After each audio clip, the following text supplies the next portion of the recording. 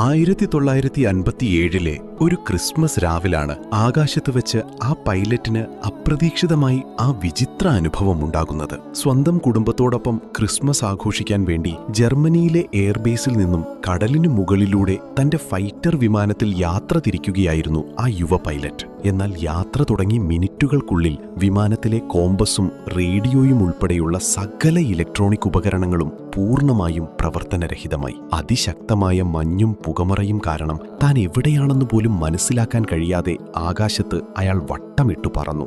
ഇന്ധനം പൂർണ്ണമായും തീരാറായതോടെ കടലിൽ പതിച്ച് മരണം സുനിശ്ചിതമാണെന്നുറപ്പിച്ച പൈലറ്റ് തന്റെ കാമുകിയുടെ ചിത്രം അവസാനമായി നോക്കുന്നു. എന്നാൽ കൃത്യം ആ നിമിഷം മഞ്ഞിനിടയിൽ നിന്ന് ഒരു പഴയ രണ്ടാം ലോകമഹായുദ്ധകാലത്തെ ബോംബർ വിമാനം അപ്രതീക്ഷിതമായി പ്രത്യക്ഷപ്പെട്ടു. ആ വിമാനത്തിലെ പൈലറ്റ് തന്നെ പിന്തുടരാൻ കൈകൊണ്ട് ആംഗ്യം കാണിച്ചതോടെ മറ്റൊരു വഴിയുമില്ലാതെ ഈ പൈലറ്റ് ആ വിമാനത്തിന് പിന്നാലെ വെച്ചുപിടിച്ചു. അതിശക്തമായ പുകമറ മറികടന്ന് ഒടുവിൽ ഉപേക്ഷിക്കപ്പെട്ട ഒരു പഴയ എയർബേസിൽ അവർ രണ്ടുപേരും സുരക്ഷിതമായി ലാൻഡ് ചെയ്തു. മരണവക്ത്രത്തിൽ നിന്നും രക്ഷപ്പെട്ട ആശ്വാസത്തിൽ വിമാനത്തിൽ നിന്നും പുറത്തിറങ്ങിയ പൈലറ്റ് അവിടുത്തെ കൺട്രോൾ റൂമിലിരുന്ന ഒരു പഴയ ഫോട്ടോ കണ്ട് അക്ഷരാർത്ഥത്തിൽ സ്തംഭിച്ചുപോയി. കാരണം ആകാശത്ത് വെച്ച് തനിക്ക് വഴികാട്ടിയായി വന്ന് തന്റെ ജീവൻ രക്ഷിച്ച അതേ പൈലറ്റിന്റെ ചിത്രമായിരുന്നു അത്. അവിടുത്തെ സുരക്ഷാ ജീവനക്കാരനോട് ചോദിച്ചപ്പോഴാണ് ആ ഞെട്ടിക്കുന്ന സത്യം അയാൾ മനസ്സിലാക്കിയത്. രണ്ടാം ലോകമഹായുദ്ധകാലത്ത് വഴിതെറ്റിയ വിമാനങ്ങളെ രക്ഷിച്ചിരുന്ന